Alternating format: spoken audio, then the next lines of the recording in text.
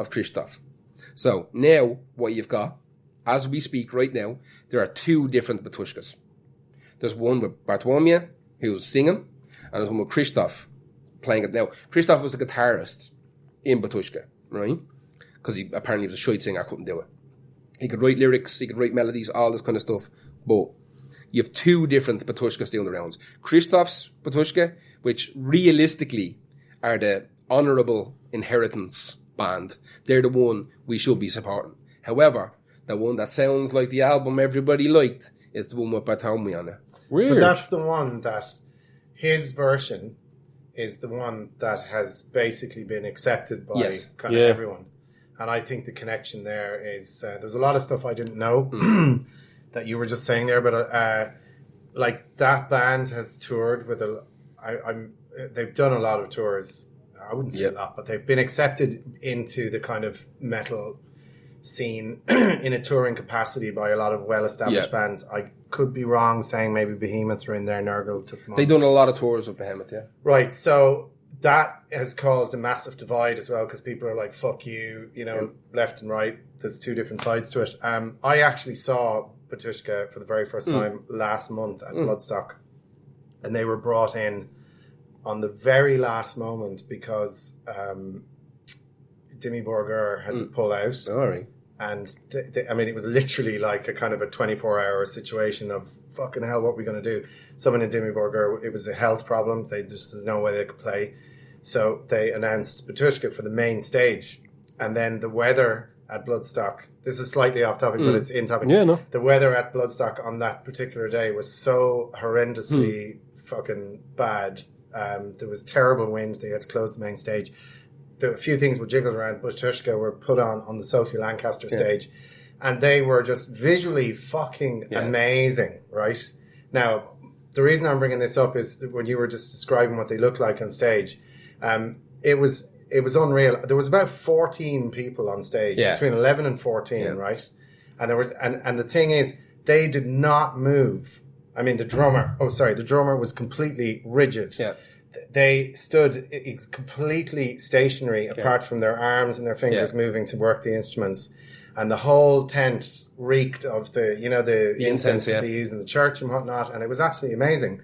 But they had fucking candles everywhere. Yeah. And I was thinking, man, if they'd played the main stage, they'd just be lighting these fucking candles over and over again. But they were fucking great. Like, they were absolutely brilliant. But I heard about just their whole... That's crazy. Yeah. They shut down the whole stage and they do this massive ceremony. It's like totally not bullshit. It's totally real. It's like Watain. Yeah. They drink all this fucking blood and all this stuff Watain do. But same thing. A total ceremony. It's 100%. What's interesting about Batushka is they're not necessarily like satanic. They're just old church. They're going for that like kind of medieval Christianity feel, which is not far off Satanism, realistically. Like, no, it's like, not. It's the visuals they're going for are that like grim and spooky and outlandish that it's currently what we would expect a satanic band to look and sound like, but it's not. It's the opposite. It's wholesome. Yeah, well, who knows what the fuck they're singing about? Because like even the names of the albums are like it's hard Cyrillic to, and shit. It's hard to. I mean, it's kind of it's a whole. It's a package. Yeah. This guy that was standing in front of me, I nearly laughed. I just thought of it right now that he turns around and he goes, "Fucking hell, man! The stage looks like my nan's front room." Yeah. It's just, and it's all browns and parchments and gold. Fucking, just got like gilded. It's fucking insane. Yeah. Like, go and check this song out. I can't pronounce what this song is called. You can't. You can't. So your homework on that? No, I can't pronounce it. Yektiinya 1. Yeah, they're all psalms. Like. Yektiinya goes up to 6, I think. Yeah. So they're all like psalms. It's fucking insane. Anyway, this band are fucking bananas. Your man, the singer, apparently is a fucking scumbag, a known scumbag, and the guy who is the inventor of the band is being ousted. Apparently there's a Russian, this is real fucked up, as of last week, I think they're Russian or Ukrainian, like a tribute band, but like tribute plus. Do they do both of this?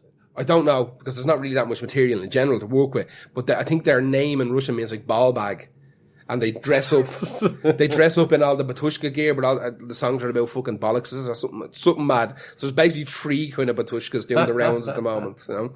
Right, who's next? Oran, I believe that's you. Yeah, okay. I'm not. You did serious homework there with that. That one hurt me. I'm going to be honest with you. That one hurt me. I'm looking at my homework going, fuck. I'm going to be a little bit more, I suppose, tardy with my Quicker information. is better. That one took too long. And it's open to everyone just jumping in. So again, when I was asked to do this, it was like skipping the obvious. Yep. And one band that just came to mind for me was Turbo Negro. Yeah. Because what's his name? What's the fucking singer's There's name? about 6 different No, singers. but the second singer, Von Hell. Von Hell. Yeah. He was just, to me, that era was just that's the fucking classic amazing. era. Yeah. And I'd heard about them, so there was that first album, then Ask Cobra came out. I think he was on Ask Cobra when it came out. And then the third album, Scandinavian Leather, was the album that really just got me. And I think the first time I ever actually saw them was at Reading Festival. And I had wandered into this, I think it was the Radio 1 tent at the time, and I wandered in, and it was just fucking, it was just, they just had the whole place. Yeah. No one could box them because You've picked Sell Your Body to the Night. Sell Your Body to the Night. That's my favourite song by them. Everybody. I absolutely can't get over how much I love that song. It's a fucking cracking song, and like It's when I glam, used it's to metal, it's DJ, everything. I would play that.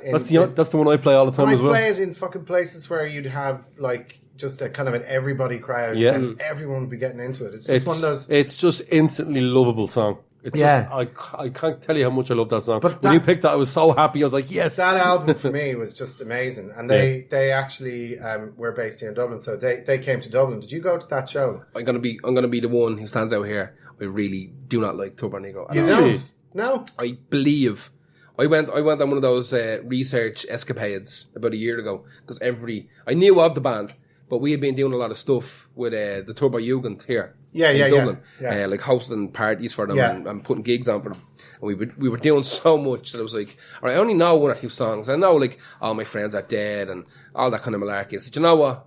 There's a band with like heritage. They've gone through a couple of different singers, couple lineup changes, been around forever. So I'm going to do this. I'm going to go balls deep with Turbo Negro. And I listened to everything, and I came back with one song, Which was Age of Pamperius. Right. Okay. That's it. That's all I can do.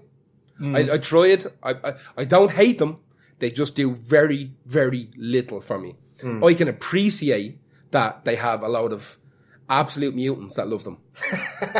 No, what I really liked about them was they were like there's very little left to do in terms of being outrageous in music these days, and they went down the road of just being so obviously like we're just going to really push the homosexual thing into your face, which I've no fucking problem with, but I just loved the kind of dichotomy and the weirdness of there's all these people that, these fucking guys that are going to a rock show, and then you've got, that's his name, Hank. And Hank is up there, and he's like, I want to, fuck you, stick my dick in you like a pizza oven. Like, he come out with the weirdest shit. He's doing his own thing now as well. Yeah, well, he's got a couple of things. He's got Dr. Mercy and the Midnight Cult. All right. And he just goes under Hank Von Hell as another thing as well. Now, he's the one that had like the King Diamond splatter. It was kind of, it was like a bastardized Alice Cooper sort of thing, right? So,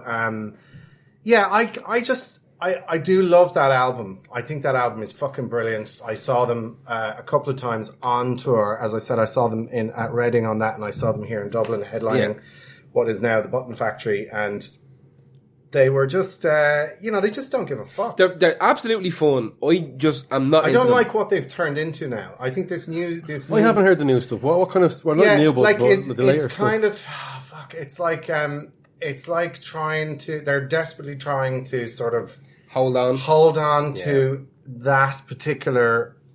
I mean, God, any band that sort of gives themselves a name, brands themselves, christens a genre upon themselves, like these guys call themselves. We are death punk. It's like, what the fuck is that? Yeah, come on. They've been called all sorts of fucking names. People can't categorize them, and fair enough for that.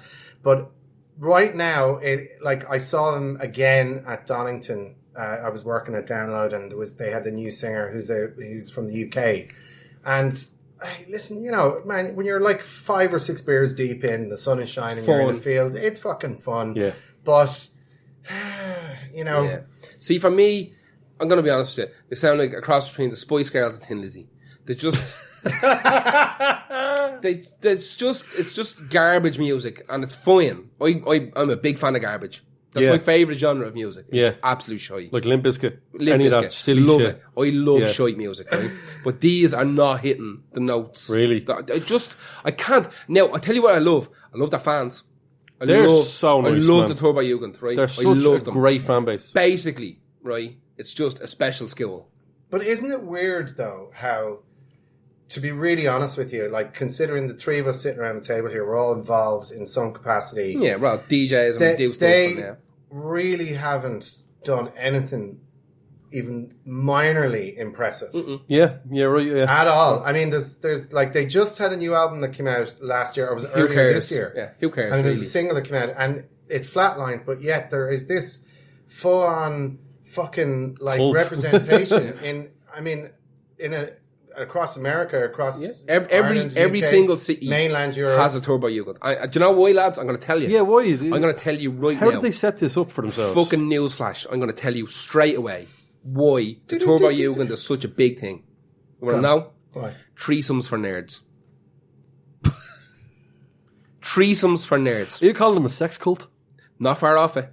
I'm telling you right now, I have spent more time with the Turbo Jugend than any other subcult of fucking band lovers. More than goths, more than rockabillys, more than skinheads, whatever. Are you trying to So say... you're saying that so when they pass the third shandy, it just starts to get... I have A sex sat ball. at a table, right, with hordes of fucking Turbo Jugend and watched them stone-faced set up gangbangs for later that evening. Get the fuck out That of sounds here. fantastic. Cash money.